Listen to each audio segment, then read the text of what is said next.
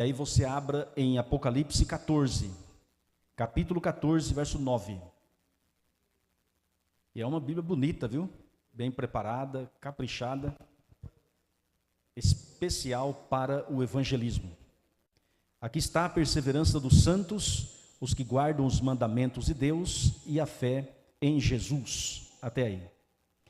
Amigos, o que lemos faz parte do que é chamado as 3 mensagens angélicas, ou as mensagens dos 3 anjos. Começa no verso 6 e encerra aqui no verso 12. E o que estamos lendo é a proclamação da 3ª mensagem angélica. A palavra angélica é anjo. Amigos, e diz que a mensagem do 3º anjo é: se alguém adora a besta e a sua imagem, e recebe a marca na fronte ou na mão, esse vai beber do vinho da cólera de Deus preparado sem mistura. Ok. Quem é a besta, de acordo com o ensino da palavra do Senhor? O Apocalipse 13 fala de 2 bestas, uma que vem do mar e outra que vem da terra. Mar, em Apocalipse 17, verso 15, simboliza povos, multidões, nações e línguas, um local superpovoado. E terra é o contrário de mar, é um local despovoado ou pouco habitado. E a palavra besta, literalmente falando, é um animal. Deus criou as bestas fera do campo. Acontece que animal na profecia simboliza rei ou reino. Então a besta do Apocalipse, as 2 são reinos. Um reino que surgiu de muitos povos e outra de um local despovoado ou pouco habitado. A 2ª besta do Apocalipse, que vem da terra, de um local pouco habitado, promove a primeira e leva o mundo todo a adorar a primeira besta. Ou seja, as 2 se unirão nos últimos dias.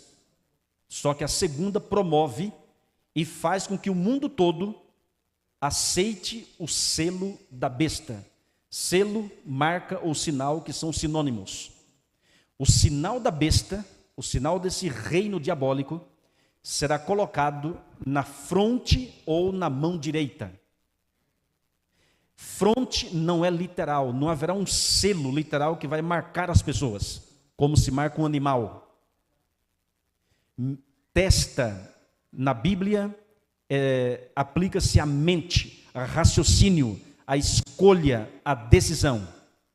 O maior campo de batalha que existe, meus amigos, é a mente humana. É aqui que se toma decisões, ou ao lado da verdade ou da mentira.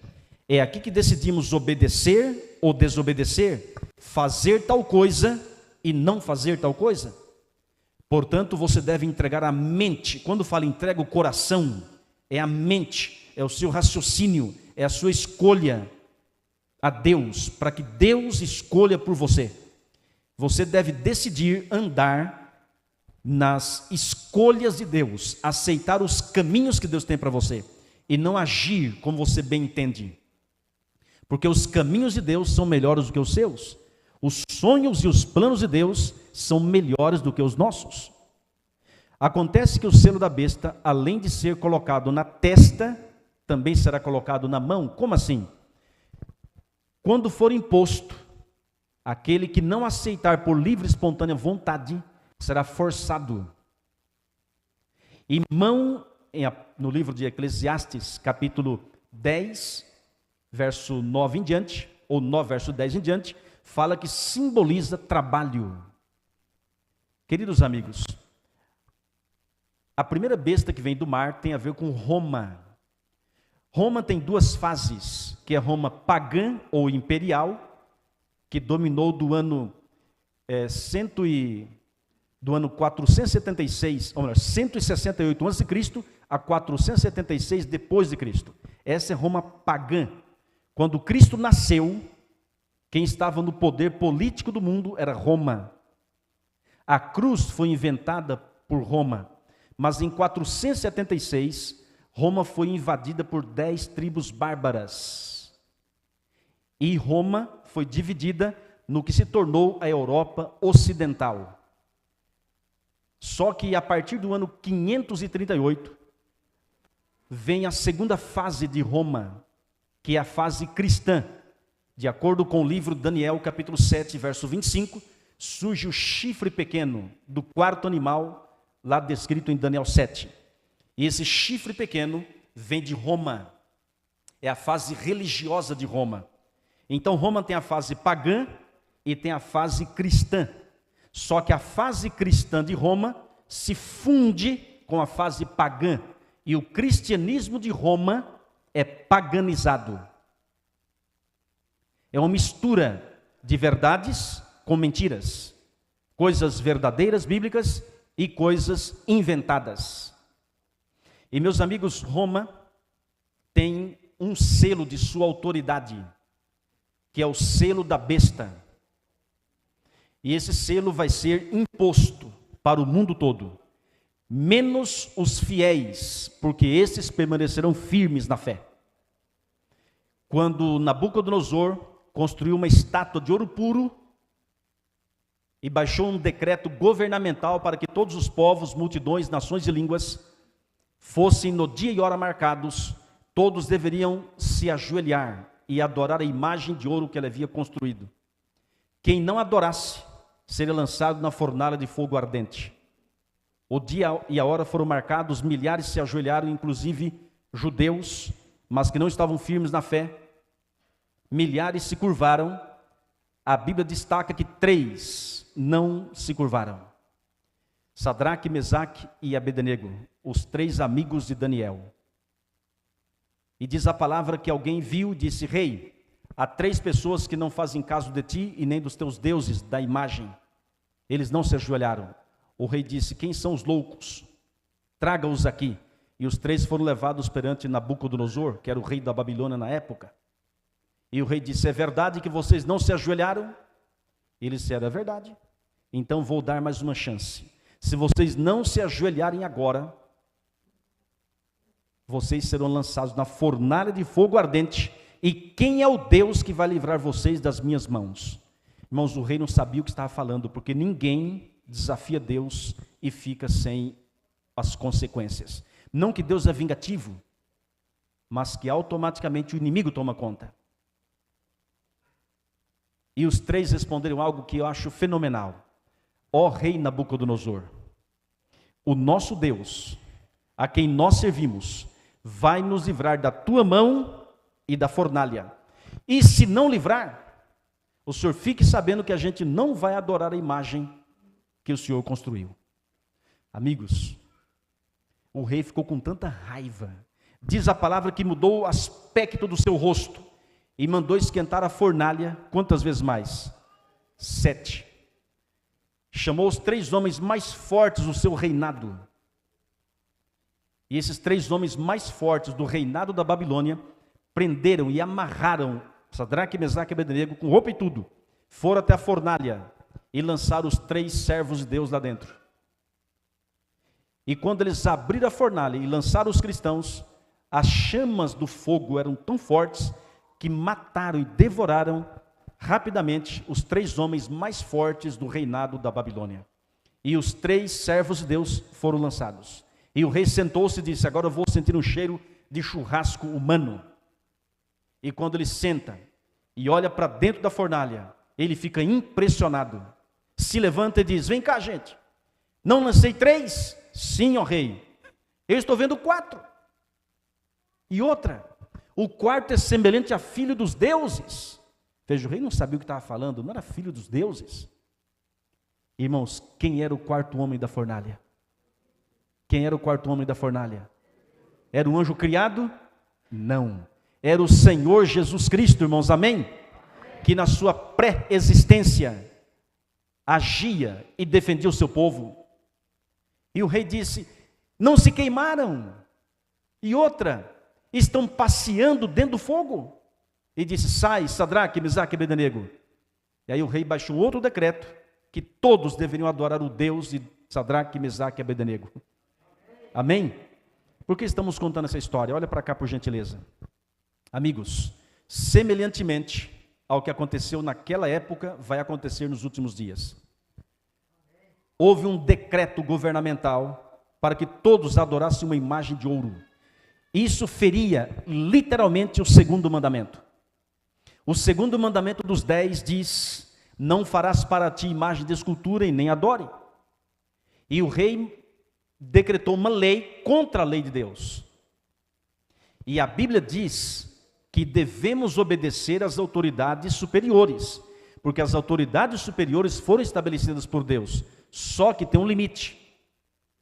Até que ponto devemos obedecer uma lei governamental? Até o ponto que a lei do governo não entra em choque com a lei de Deus. Porque se entrar em choque com a lei de Deus, se cumpre Atos 5:29. Mais importa obedecer a Deus do que aos homens. Infelizmente, milhares com medo da fornalha, com medo da perseguição e com medo da morte, se ajoelharam, mas 3 não se ajoelharam. Irmãos, nos últimos dias haverá um decreto pela besta do Apocalipse 13, não contra o segundo mandamento, mas contra o quarto. É claro que é tudo contra os 10, mas queremos especificar. Irmãos, uma lei governamental será imposta. Quando? Eu não sei. Mas ela será imposta. Quem viver, verá. E essa lei será uma lei contra o quarto mandamento. O quarto mandamento da Bíblia, como vimos ontem, diz: lembra-te do dia de sábado para o santificar. Irmãos, na Bíblia, o selo do Deus vivo é o sábado. É o 7º dia da semana. Ezequiel capítulo 20. Abra sua Bíblia. Ezequiel capítulo 20, verso 12. Por gentileza. Ezequiel 20 e o verso 12. Olha o que está escrito. Ezequiel capítulo 20, verso 12. Acompanhe conosco a leitura desse verso. Tudo bem com vocês? Parabéns, viu, pela decisão. Louvado seja o nome do Senhor. Amém. Deus seja louvado. Ezequiel 20, verso 12 diz assim: também lhes dei os meus, está fraco, os meus sábados, para servirem do quê? De sinal entre mim e eles, para que soubessem que eu sou o Senhor que os santifica. Pula para o verso 20, o mesmo capítulo 20, verso 20. Aí mesmo, Ezequiel 20, verso 20. Santificai os meus sábados, pois servirão de sinal entre mim e vós, para que saibais que eu sou o Senhor vosso Deus. Irmãos, o selo do Deus vivo é o sábado. E o selo da besta é oposto ao selo de Deus. O sábado é um sinal de autoridade do céu, de Deus. É o único mandamento que aponta a Deus como Criador dos céus, da terra, do mar e das fontes das águas. E o sábado é um dia de exclusiva adoração ao Criador. É o memorial da criação e também da redenção. E Satanás, que sempre quis ser adorado no céu e foi expulso, veio para a terra, ainda hoje quer ser adorado, e mexeu justamente no quarto mandamento, que é um dia de exclusiva adoração ao Criador. É tentando atrapalhar os servos de Deus, os cristãos, de adorarem o Senhor Deus. É uma guerra. Irmãos, o grande conflito está baseado na adoração. Quem vamos adorar? O Criador ou a criatura? E quando falamos de sábado ou domingo, não falamos apenas que dia guardar, mas que Deus servir. Alguém fala, mas pastor, qualquer dia não serve? Certa vez alguém disse para mim, pastor, será que eu não posso fazer da quarta-feira um sábado? Eu falei, como assim? É o meu único dia de folga. Eu falei, você pode, mas Deus não aceita? Ele falou, mas como assim, pastor? Eu falei, o que está em jogo é a autoridade de Deus, não o seu querer. Lembra de Abel e Caim? Quem matou quem? Abel matou Caim ou Caim matou Abel? Caim matou Abel, por quê? Por inveja, por raiva. Deus havia pedido um sacrifício e ambos sabiam que o que Deus queria era um cordeiro. Abel foi obediente e levou um cordeiro. Deus aceitou a oferta de Abel. Caim disse, Deus quer um cordeiro, eu sei, estou consciente, mas eu acho que Deus não vai se zangar se eu oferecer o melhor fruto da terra. Ele era lavrador. Ele estava consciente de que Deus queria um cordeiro, mas ele disse, eu vou ofertar o que eu quero. E pegou frutos, fez lá um cesto, né, e colocou frutos, e foi ao altar do Senhor com todas as suas forças. Senhor, é para ti, para a tua glória. Deus aceitou ou não? Não. Por quê? Exatamente. Duas coisas queremos destacar. Primeiro, a salvação não está nos frutos, está no cordeiro. Segundo, não foi o que Deus pediu. Alguém fala, é o sábado, o dia do Senhor, mas eu vou guardar o domingo, a quarta-feira, a sexta-feira. Amigo, onde está a sua fidelidade? É assim diz o Senhor, ou assim diz o ser humano?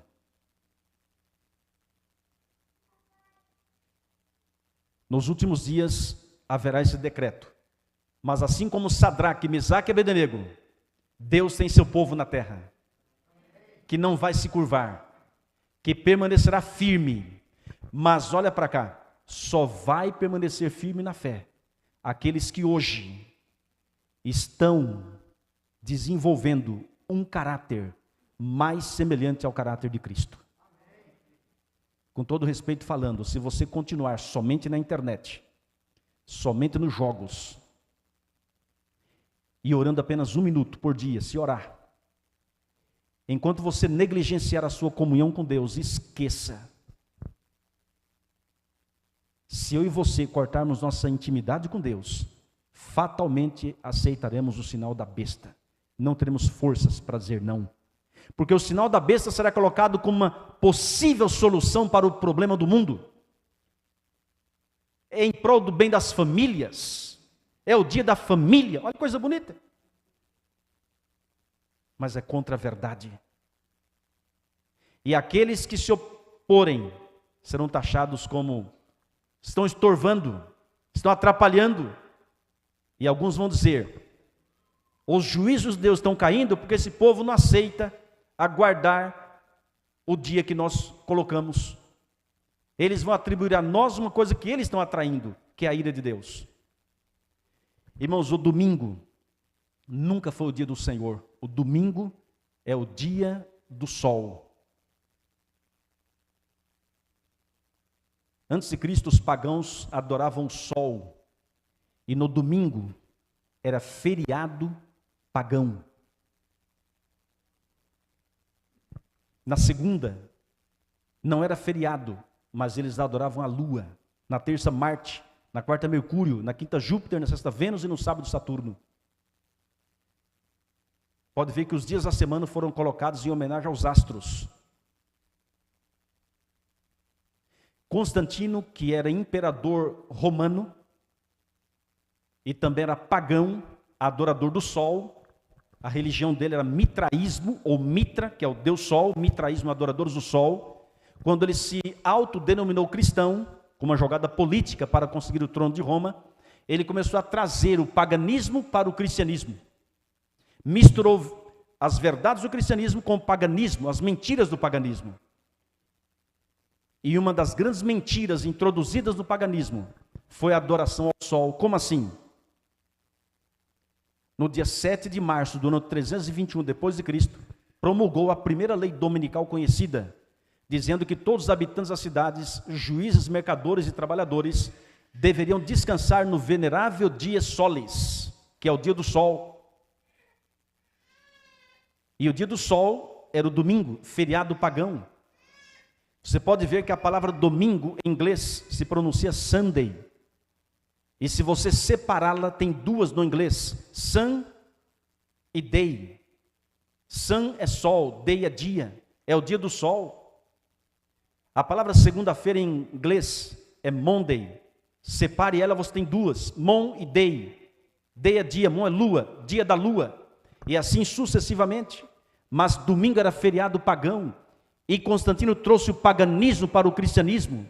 E aos poucos, em concílios eclesiásticos, em assembleias dos líderes da igreja cristã da época, eles foram estabelecendo como ordem eclesiástica. E futuramente surgiu o catecismo de Roma, onde mudaram a lei de Deus. E o terceiro mandamento do catecismo diz: guardar domingos e festas de guarda. Esse é um sinal de autoridade de Roma, não de Deus. Aliás, irmãos, nem a palavra domingo aparece na Bíblia.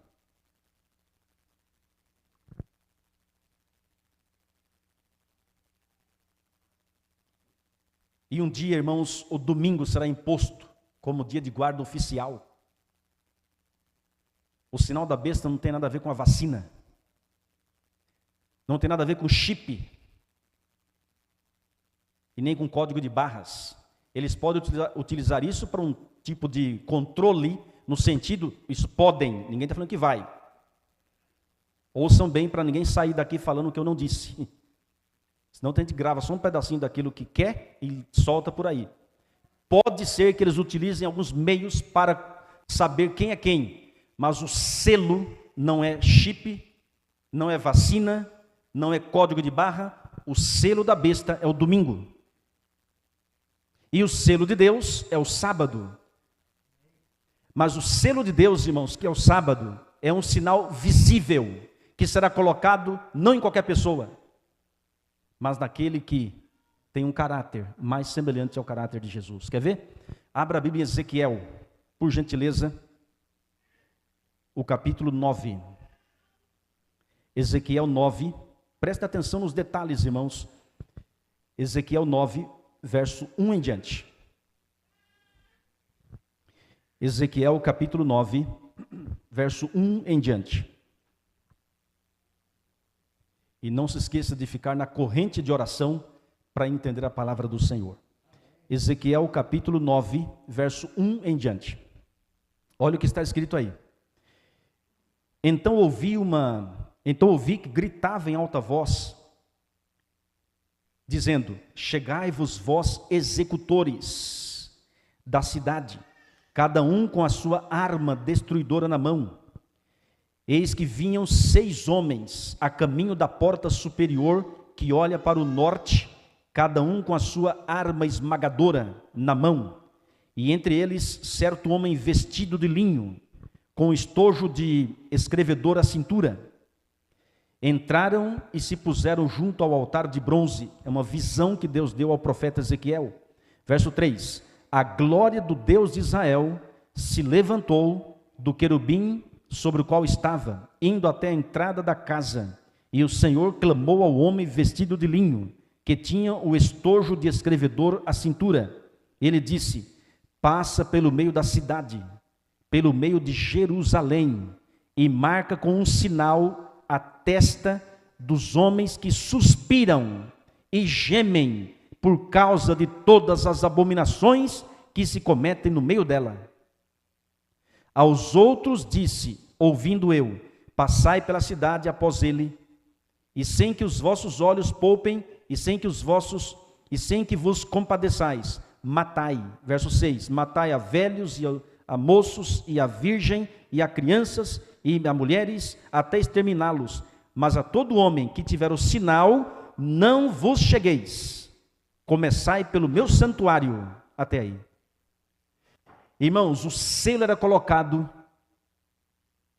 na testa daqueles que suspiravam e gemiam devido às abominações, à apostasia do povo de Deus. Era um povo que não se conformava e não aceitava as abominações da época. Enquanto os seres humanos aprovarem carnaval, adultério, prostituição, palavrão, música mundana, baladas, pornografia, estão no caminho da perdição. Irmãos, não podemos olhar para as mazelas desse mundo e aplaudir. Não podemos aprovar o erro. Temos que amar o ser humano, mas reprovar as atitudes erradas que a Bíblia jamais aprova. Onde estão os homens e mulheres que gemem, tremem e não apoiam as mazelas desse mundo? Será que a igreja não está se acostumando com o pecado, com uma vida libertina, com uma vida sem regras, sem leis? É claro que Deus é amor, mas se você ler na Bíblia, nunca aprovou uma apostasia do seu povo. Todas as vezes que o povo de Israel se apostatava, Deus mandava juízos para tentar trazê-los de volta à comunhão. Amigos, eu creio que essa pandemia não veio de Deus, obviamente não veio de Deus, mas ela pode ser sim um instrumento de Deus. Existem dois tipos de juízos de Deus. Um é o direto, quando Deus age. As 7 pragas é Deus que vai mandar. Sodoma e Gomorra foram destruídas que Deus mandou fogo. A Torre de Babel, Deus desceu e destruiu. Agora, a destruição de Jerusalém, Deus retirou a mão. Esse é o segundo tipo de juízo. Deus retira a sua proteção. E aí vem o demônio e ataca.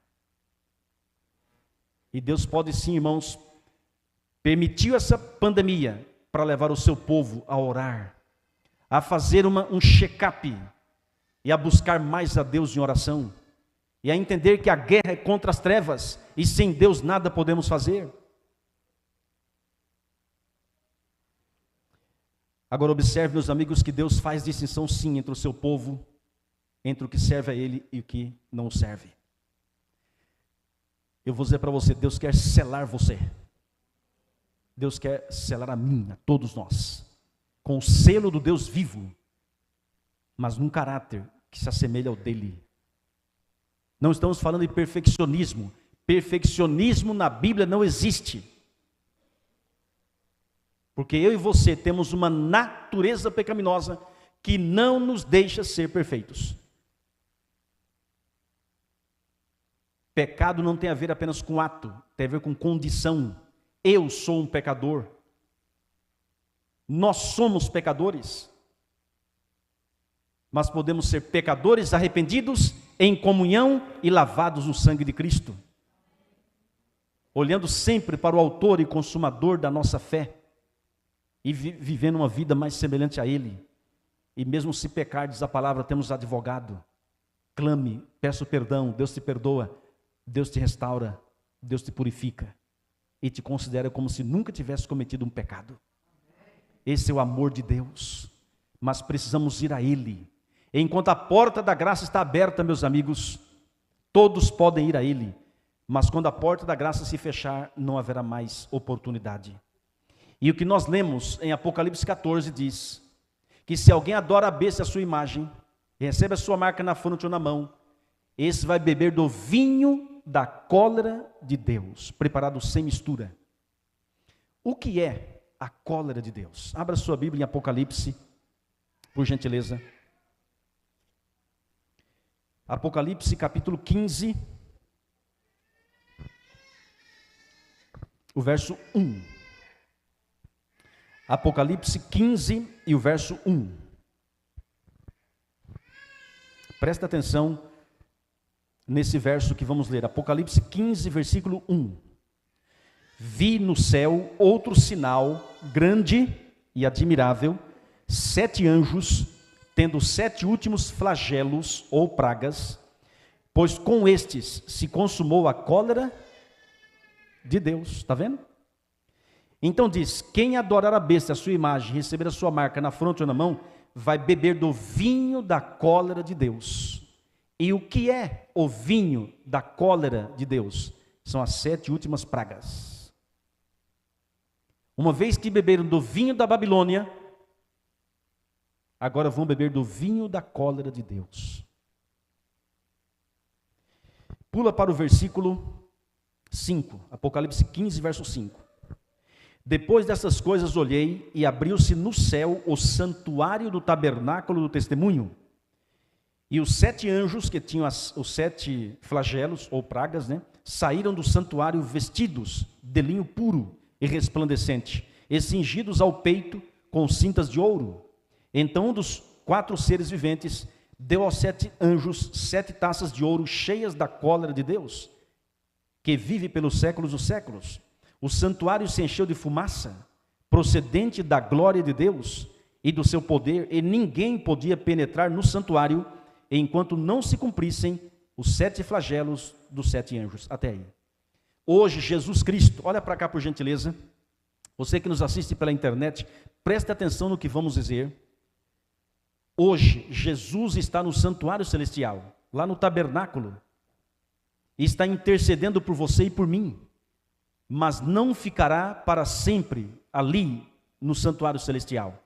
Como estudamos ontem sobre o fechamento da porta da graça, um dia Jesus vai sair do santuário e automaticamente o Espírito Santo é retirado da terra. Aí diz a palavra que o santuário vai se encher de fumaça, ninguém vai poder penetrar no santuário até se cumprirem as 7 últimas pragas. Então, durante as 7 pragas, não haverá intercessor no céu. E se não haverá intercessor, conversão. Se não haverá um mediador, um advogado, não haverá batismos, conversão, vidas transformadas. Ou seja, fechou a porta da graça. Quando Jesus sair do santuário, fecha a porta da graça. Quem está salvo? Salvo. Quem está perdido? Perdido. Cumpre-se Apocalipse 22, verso 11. O justo continue na prática da justiça, mas o imundo e o ímpio continue na prática da imundícia e da impiedade. Ou seja, o ímpio foi longe demais, pecou contra o Espírito Santo, recebeu o selo da besta, e assim como Judas, entregou a vida a Satanás. Mas o povo de Deus aceitou o selo do Deus vivo, entregou a vida a Jesus, foram batizados, o nome está no livro da vida. Esse povo está salvo e não se perde mais.